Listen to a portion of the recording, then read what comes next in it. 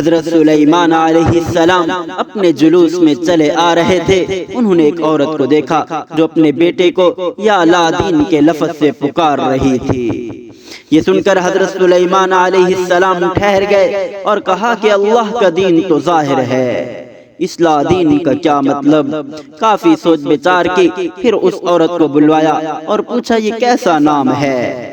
اس عورت نے کہا میرا شوہر ایک تجارتی سفر میں گیا تھا اور اس کے ہمراہ اس کا ایک ساتھی بھی تھا۔ جب وہ واپس آئے تو میرا شوہر نہ تھا، اس کا ساتھی اکیلا ہی واپس آیا اور اس نے یہ ظاہر کیا کہ وہ مر گیا ہے، اور اس نے یہ وصیت کی تھی کہ اگر میری بیوی کا لڑکا پیدا ہو تو اس کا نام لادین رکھنا۔ یہ سن کر آپ نے اس شخص کو پکڑوایا اور تحقیق کی تو اس نے اعتراف کیا کہ میں نے اسے قتل کر دیا تھا۔ پھر حضرت سلیمان علیہ السلام نے اسے قتل کرا دیا۔